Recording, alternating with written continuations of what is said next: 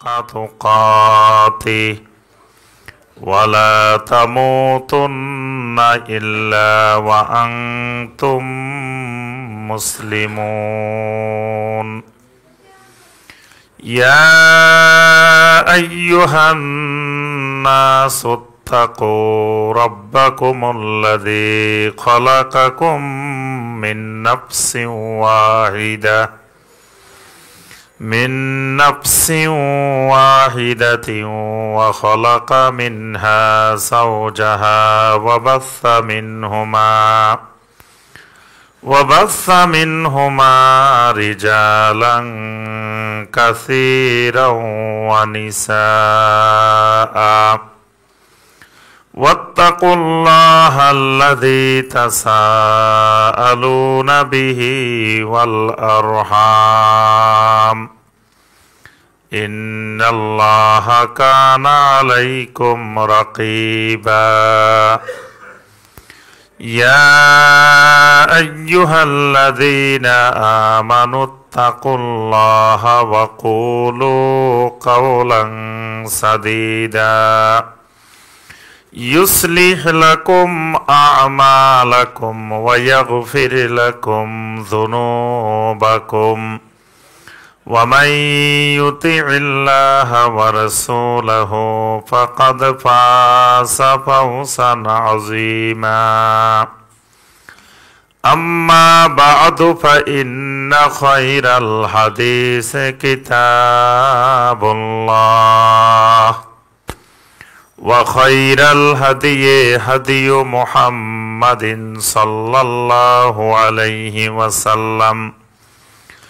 وشر الأمور محدثاتها وكل محدثة بدعة وكل بدعة ضلالة وكل ضلالة في النار اللهم صل على محمد وعلى آل محمد كما صليت على إبراهيم وعلى آل إبراهيم إنك حميد مجيد اللهم بارك على محمد وعلى آل محمد كما باركت على إبراهيم وعلى آل إبراهيم إنك حميد مجيد ঢাকা মহানগরীর শান্তিনগর এলাকায় অবস্থিত আমাদের সকলের অত্যন্ত মহব্বতের মার্কাজ মসজিদ আস-সিদ্দিক রাদিয়াল্লাহু তাআলা আনহু কমপ্লেক্স কর্তৃক আয়োজিত আমাদের ধারাবাহিক প্রতি মাসের দ্বীনি হালাকা দ্বীনি মজলিসে যে সকল ভাই এবং বোনেরা অনলাইন এবং অফলাইনে উপস্থিত আছেন আল্লাহ রাব্বুল আলামিনের দরবারে সর্বপ্রথম কোটি কোটি শুকরিয়া যে মহান রব্বুল আলামিন আমাদেরকে দ্বীনের একটি গুরুত্বপূর্ণ অংশ ঈমানের একটি শর্ত আল ইলম সেই ইলমি মজলিসে ইলমের মজলিসে দারসের মাহফিলে আমাদেরকে যে মহান রব্বুল আলামিন সালাতুল মাগরিবের পরে বসার এবং এই জিকিরের মজলিসে আল্লাহ সুবহানাহু ওয়া তাআলার দ্বীন সম্পর্কে কিছু কথাবার্তা বলার এবং শোনার যে মহান রব্বুল আলামিন সুযোগ করে দিয়েছেন সে মহান রব্বুল আলামিনের শুকর আদায় করি সকলে বলি আলহামদুলিল্লাহ। সম্মানিত ভাই ও বোনেরা, আমরা যে কিতাবটি থেকে বর্তমানে নিয়মিত প্রতি মাসে দার্স দিয়ে থাকি কিতাবটির নাম হলো দুরুসুল আম। এই কিতাবটির মধ্যে গত শতাব্দীর যারা জগৎ বিখ্যাত শীর্ষ পর্যায়ের আলেম ছিলেন ওই সমস্ত ওলামায়ে কেরামদের দার্সগুলোকে একত্রিত করা হয়েছে। এখানে গুরুত্বপূর্ণ দার্স আছে, বিভিন্ন বিষয়ের উপরে অনেক ওয়াজ আছে এবং অনেকগুলো ফতোয়া এর মধ্যে সন্নিবেশিত করা হয়েছে। ইতিপূর্বে আমরা এই কিতাব থেকে কয়েকটি দার্স পেশ করেছি। আজকে যে দার্সটি আমরা পেশ করব এই দার্সটি আমাদের সকলের সুপরিচিত এবং বর্তমান বিশ্বের হাতে গোনা কয়েকজন শীর্ষ আলেমের মধ্যে অন্যতম একজন আলেম শায়েখ সালেহ আল ফাওজান হাফেজাহুল্লাহ। তো তার দেওয়া দার্স, আজকের এই দার্সটা তার দেওয়া দার্স থেকে এখানে এই কিতাবের মধ্যে আনা হয়েছে। তা আমরা সেই দার্সের আলোকেই আজকের দার্সে আমরা আলোচনা করব ইনশাআল্লাহ। এই দার্সের বিষয় হলো হুব্বুর রাসূল সাল্লাল্লাহু আলাইহি ওয়াসাল্লাম ওয়া তা'যীমুহু, অর্থাৎ রাসূলুল্লাহ সাল্লাল্লাহু আলাইহি ওয়াসাল্লামের ভালোবাসা, মাহাব্বা এবং নবী সাল্লাল্লাহু আলাইহি ওয়াসাল্লামের তা'যীম, এই বিষয়ের উপরেই আজকের এই দার্স। তো এখানে প্রথমে আমাদেরকে দুইটা জিনিস বোঝা দরকার। একটা জিনিস হলো মাহাব্বা, ভালোবাসা, আরেকটা জিনিস হলো তা'যীম। আমাদের আলোচনার বিষয় হলো দুইটা, যে আল্লাহ রসুলকে মাহাব্বা ভালোবাসতে হবে, আরেকটা হলো তা'যীম করতে হবে। তো প্রথম কথা, মাহাব্বাটা কি, তা'যীমটা কি? মাহাব্বা যেটি, সেটি হলো সাধারণ অর্থে আমরা বাংলায় যেটাকে বলি ভালোবাসা, মাহাব্বা। তো এই মাহাব্বাটা, ভালোবাসাটা, এটা আল্লাহ রাব্বুল আলামিনের পক্ষ থেকেও বান্দার প্রতি ভালোবাসা হয়, মানে ভালোবাসাটা আল্লাহর শানেও প্রয়োগ করা যায়, বান্দার শানেও প্রয়োগ করা যায়। মানে বান্দাও চাইলে ভালোবাসতে পারে, মানে বান্দার মধ্যে আল্লাহ রাব্বুল আলামিন এই যোগ্যতাটা দিয়ে সৃষ্টি করেছেন। এই জন্য বান্দাও আল্লাহকে ভালোবাসতে পারে, আল্লাহ রাব্বুল আলামিনও বান্দাকে কি করেন, ভালোবাসেন। মানে ভালোবাসা এমন একটা জিনিস, মাহাব্বা, এটা আল্লাহর দিক থেকেও হয়, বান্দার দিক থেকেও হয়। এই কারণে দেখবেন কোরআনে কারিমে অনেক আয়াতে আল্লাহ রাব্বুল আলামিন বলছেন তিনি বান্দাকে মহব্বত করেন, ভালোবাসেন। এটা অনেক আয়াতে আছে। একটু পরপর দেখবেন কোরআনে কারিমের মধ্যে এই কথাটা বারবার আসছে। সূরা আলে ইমরানের ৩১ নম্বর আয়াত, কুল ইন কুনতুম তুহিব্বুনাল্লাহা ফাত্তাবিউনি ইউহিব্বুকুমুল্লাহ। রাসূল আপনি বলেন, ইন কুনতুম তুহিব্বুনাল্লাহা, যদি তোমরা আল্লাহ রাব্বুল আলামিনকে ভালোবাসো, মহব্বত করো, তাহলে বান্দা আল্লাহকে মহব্বত করতে পারে। বান্দার মধ্যে এই যোগ্যতা আল্লাহ সুবহানাহু ওয়া তাআলা দিয়েছেন। তা আল্লাহকে যদি ভালোবাসতে চাও, মহব্বত করতে চাও, কি করবা?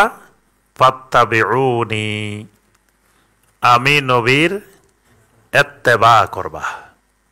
এটা আল্লাহকে ভালোবাসার মাধ্যম। আবার যখন তুমি আমি নবীর ইত্তেবা করবা, তখন আল্লাহ পাক তোমাকে বড় বড় দুইটা পুরস্কার দিবেন। একটা পুরস্কার ইউহিব্বুকুমুল্লাহ, আল্লাহ রাব্বুল আলামিন তোমাদেরকে মহব্বত করবেন, ভালোবাসবেন। সুবহানাল্লাহ। আরেকটা পুরস্কার ওয়া ইয়াগফির লাকুম যুনুবাকুম, আল্লাহ রাব্বুল আলামিন তোমাদের গুনাহগুলোও ক্ষমা করে দিবেন। সুবহানাল্লাহ। ইত্তেবা করলে, রাসূলের ইত্তেবা করলে প্রথমত বড় দুইটা পুরস্কার, একটা হলো আল্লাহ রাব্বুল আলামিন তাকে ভালোবাসবেন, আর একটা হলো আল্লাহ রাব্বুল আলামিন তার গুনাহ মাফ করে দিবেন। সুবহানাল্লাহ। এর থেকে বড় পুরস্কার আসমান জমিনে আর কোনোটা নাই, যে আল্লাহ রাব্বুল আলামিন যিনি সমস্ত জগতের একমাত্র মালিক, একমাত্র রব, সেই রব্বে কারীম তাকে ভালোবাসবে। এর থেকে বড় পুরস্কার আর কি? আরেকটা হলো বান্দার জন্য সবচাইতে বড় খুশির খবর, বান্দার গুনাহ মাফ হওয়া। কারণ বান্দা ভয়ে থাকে সবসময় গুনাহ নিয়ে। আমাদের ভয়টা হলো সবচেয়ে বড় ভয় গুনাহ নিয়ে। গুনাহ থাকার কারণে আমরা সবসময় ভয়ের মধ্যে আছি যে আল্লাহ যদি আমার এই গুনাহ ধরে তাহলে তো আমার জান্নাতে যাওয়ার কোনো উপায় নেই, জাহান্নামে যাওয়া লাগবে। এখন আল্লাহ রাব্বুল আলামিন যদি বলেন বান্দা তোমার গুনাহ মাফ করে দিলাম, তাহলে বান্দার আর কোনো ভয় টেনশন নাই। তাহলে এটা বান্দার প্রতি সবচাইতে বড় রহমত, বান্দার গুনাহ মাফ করা। তা ইত্তেবা করলে আল্লাহ রাব্বুল আলামিন দুইটা পুরস্কার দেন বড় বড়, একটা আল্লাহ পাক ভালোবাসেন আর একটা গুনাহ মাফ করে দেন। এখানে আমরা আয়াতটাই জন্য বলছি, এখানে দেখেন প্রথম মহব্বতটা বান্দার দিকে নিসবত করা হয়েছে, ইন কুনতুম তুহিব্বুন আল্লাহ, যদি তোমরা আল্লাহকে মহব্বত করো। পরের মহব্বতটা আল্লাহ সুবহানাহু ওয়া তাআলা নিজের দিকে সম্পর্ক করছেন, ইউহিব্বুকুমুল্লাহ, আল্লাহ রাব্বুল আলামিন তোমাদেরকে ভালোবাসবেন। তাহলে মহব্বতটা বান্দার দিক থেকেও হয়, আল্লাহ রাব্বুল আলামিনের ক্ষেত্রেও ব্যবহার হয়। কিন্তু অনেকগুলো জিনিস আছে আল্লাহর দিক থেকে হয়, বান্দার দিক থেকে হয় না। যেমন ভালোবাসারই একটা স্তর, ভালোবাসার 10টা স্তর আছে। তন্মধ্যে সর্বোচ্চ স্তর যেটা, এটার নাম হলো খুল্লাহ, খুল্লাতুন। তো এই ভালোবাসাটা বান্দা ভালোবাসতে পারে না, বান্দার মধ্যে ভালোবাসার যোগ্যতাই নেই, বান্দা চাইলেও পারবে না। এই কারণে জমিনে আল্লাহ রাব্বুল আলামিন দুইজনকে এই ভালোবাসাটা আল্লাহ বাসছেন। একজন হইলেন ইত্তাখাযাল্লাহু ইব্রাহিমা খলিলা, আল্লাহ পাক ইব্রাহিমকে খলিল হিসেবে গ্রহণ করেছেন। সুবহানাল্লাহ। তা আল্লাহ ইব্রাহিমকে কি করছেন? খলিল বানাচ্ছেন। কিন্তু ইব্রাহিম আল্লাহকে খলিল বানাইতে পারেন নাই। এটা আমরা কত এর আগের হালাকায় আলোচনা করছি যে ইব্রাহিম হলেন খলিলুল্লাহ, আল্লাহর খলিল, কিন্তু আল্লাহ ইব্রাহিমের খলিল না। কথাটা বুঝে আসছে?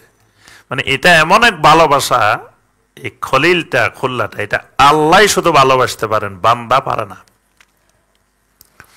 আরেকটা আছে এশক।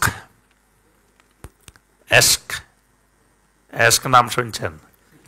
বাংলাদেশের সবাই তো আশেকে রাসূল, মানে সবাই এশকে করে। এশকে, এশক, এশক মানে কি? এশকের বাংলা কি? প্রেম। এশকের বাংলা হইল প্রেম, আর মহব্বতের বাংলা ভালোবাসা। তো ভালোবাসা আর প্রেম দুইটা কি এক জিনিস না দুই জিনিস? দুই জিনিস। দুইটার মধ্যে পার্থক্য আছে, অনেকগুলো পার্থক্য আছে। আমরা আমাদের আব্বাকে ভালোবাসি, আম্মাকে ভালোবাসি, ভাইকে ভালোবাসি, বোনকে ভালোবাসি, স্ত্রীকে ভালোবাসি, ছেলে মেয়েকে ভালোবাসি, বাসি না? এটা আপনি যে কাউকে নির্দ্বিধায় বলতে পারবেন যে আম্মা আমি আপনাকে ভালোবাসি। বোনকে বলতে পারেন তোমাকে আমি ভালোবাসি, বলা যাবে না? আচ্ছা, এখন কি মাকে বলা যাবে আম্মা আপনার সাথে আমি প্রেম করি? কি বলা যাবে? বোনকে বলা যাবে? তাহলে বোঝা যায় দুটার মধ্যে পার্থক্য আছে, দুটা এক জিনিস না। এই জন্য এশক আর মহব্বত দুইটা এক জিনিস না। আল্লাহ রাব্বুল আলামিনের সাথে এশকে করা বেয়াদবি, আল্লাহ রসুল সাল্লাল্লাহু আলাইহি ওয়াসাল্লামের সাথে এশকে করা বেয়াদবি। বাংলাদেশে এই বেয়াদবিটাই চলে খালি। বাংলাদেশে এই কারণেই আল্লাহ রসুলের সাথে এশকে করে, তো এশকের কোনো মাপকাঠি থাকে না, মহব্বতের মাপকাঠি আছে। আমরা আব্বা আম্মাকে মহব্বত করি, তাই বলে এখানে কিন্তু মাপকাঠি আছে মহব্বতের। আব্বা আম্মার শরীরের সব জায়গায় স্পর্শ করা যাবে না। যদি আমার মা আমার বাপ অসুবিধা কি, আমি মহব্বত করি, মহব্বত করলেও আপনি মা ও ছেলের সামনে পর্দা করতে হয়, করা লাগে না? ছেলেও যখন বড় হয় তখন মায়ের সামনে পর্দা, মানে পর্দা বলতে ওইরকম পর্দা না, কিন্তু সতর কিছু কিছু জিনিস সন্তানের সামনেও ডেকে রাখতে হয়। তাহলে এই মহব্বতের একটা মাপকাঠি আছে। 3টা সময় আল্লাহ পাক আয়াত নাজিল করে বলে দিয়েছেন যে আব্বা আম্মার রুমে ঢোকা যাবে না, ঢুকতে হলে অনুমতি নিয়ে ঢুকতে হবে। কোরআনের আয়াত নাজিল করে বলে দিয়েছেন। যদি কয় না আমি আমার আব্বা আম্মারে ভালোবাসি, কিসের অনুমতি? আমি ডাইরেক্ট ঢুকে যাবো, ঢোকা যাবে না। তাহলে বোঝা যায় মহব্বতের কি আছে, মাপকাঠি আছে। এশকের কোনো মাপকাঠি নেই। আর এজন্য স্ত্রীর সাথে আমরা এশকে করি, এশক প্রেম করি, এটা ইবাদত, এটা করা সাদাকা। নবী সাল্লাল্লাহু আলাইহি ওয়াসাল্লাম বলেন ওয়াফি বুদ'i আহাদিকুম সাদাকা, তোমরা তোমাদের স্ত্রীদের সাথে রাত্রি যাপন করবা, এটাও সাদাকা, এটাও ইবাদত। কিন্তু এশকে সবার সাথে করা যাবে না। তাহলে বোঝা যায় দুটার মধ্যে পার্থক্য আছে, মাহাব্বা, এশক। এজন্য দেখবেন যারা আল্লাহর সাথে এশকে করে এরা আল্লাহর জিকিরের সময় মাতলামি শুরু করে, কারণ এরা এশকে করতেছে, এদের কোনো মাপকাঠি লাগে না, যেভাবে মনে চায়। একবারে নতুন অত্যাধুনিক গত সপ্তাহে দেখলাম বাইরেছে একজন একেবারে এমন নাচ সুন্দর করে করে ড্যান্স দিচ্ছে জিকিরের মধ্যে, আবার এখানে একজন বয়ান করতেছে, চতুর্দিকে ঘুরে ঘুরে একজন নাচতেছে দেখলাম। এটা একবারে লেটেস্ট নাচ, রং বেরঙের। মাওলার জিকিরে মাওলাকে খুঁজতেছে, মাওলার সাথে এশকে করতেছে। আবার এশকে করতে করতে কয় মাওলা তো এখানে বইয়া রয়েছে, স্টেজে বইয়া রয়েছে, যাই মাওলারে এখানে খুঁজতেছে। কারণ এটাতে কোনো মাপকাঠি লাগতেছে না, হে এশকে করতেছে। মহব্বত করলে কিন্তু তার মাপকাঠি ছিল। প্রথমত আল্লাহকে মহব্বত করলে আল্লাহর জিকির ইচ্ছা মতো করা যাবে না। নবী সাল্লাল্লাহু আলাইহি সাল্লাম যেভাবে জিকির করেছেন, সাহাবায়ে কেরাম যেভাবে জিকির করেছেন, কিয়ামত পর্যন্ত আল্লাহর জিকির ওইভাবে করতে হইব। তো সাহাবায়ে কেরামেরা কোনোদিন ইল্লাল্লাহ ইল্লাল্লাহ জিকির করেন নাই, আল্লাহ আল্লাহ জিকির করেন নাই, হু হু জিকির। আরো এখন নতুন নতুন ফেসবুকে দেখবেন কত রঙের জিকির, শব্দে জিকির। এগুলো নবী সাল্লাল্লাহু আলাইহি সাল্লাম সাহাবায়ে কেরাম কখনো করেন নাই। ইজতিমাই জিকির করেন নাই, মানে লফজি জিকির গুলা হবে একাকী, এগুলো জামাতবদ্ধ হবে না। এখন একজনের নেতৃত্বে যদি বসে বসে সুন্নতি জিকিরও করেন সেটা হবে বেদাত। মানে সুন্নতি জিকির বলতে তারা সুবহান আল্লাহ সুবহান আল্লাহ, আমি আপনাদেরকে অর্ডার দিলাম সবাই বসে বসে 100 বার সুবহান আল্লাহ পড়েন, তা আপনারা সুবহান আল্লাহ সুবহান আল্লাহ সুবহান আল্লাহ বললেন। আমি বললাম 100 বার আল্লাহু আকবার বলেন, সবাই আল্লাহু আকবার আল্লাহু আকবার করছেন একা একা, এবং শব্দগুলা কিন্তু সহি, কিন্তু আমার নেতৃত্বে যে করলেন এটা বেদাত। বুঝে আসছে? এই জন্য এই যে আমরা জিকিরগুলা দেখি সমাজে, এগুলা বেদাতি জিকির। তো এই যদি আমি আল্লাহকে মহব্বত করি তো আমার ইচ্ছা মতো জিকির করা যাবে না, জিকিরের মাপকাঠি থাকবে।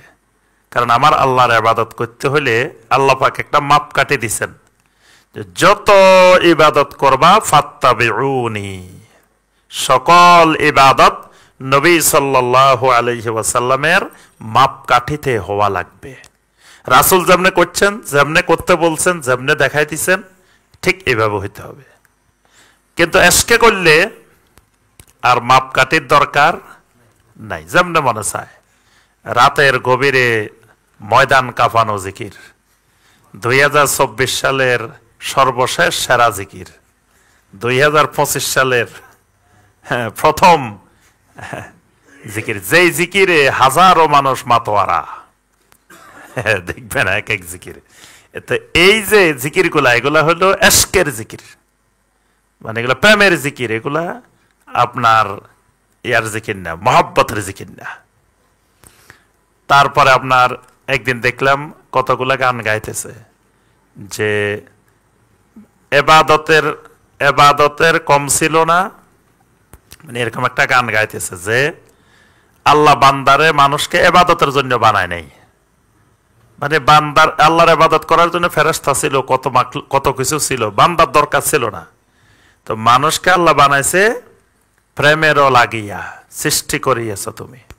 গান গাইতেছে এক পীর দেখলাম, অনেক মুরিদান নিয়ে গান গাইতেছে যে প্রেমের লাগিয়া মানুষ বানাইছে।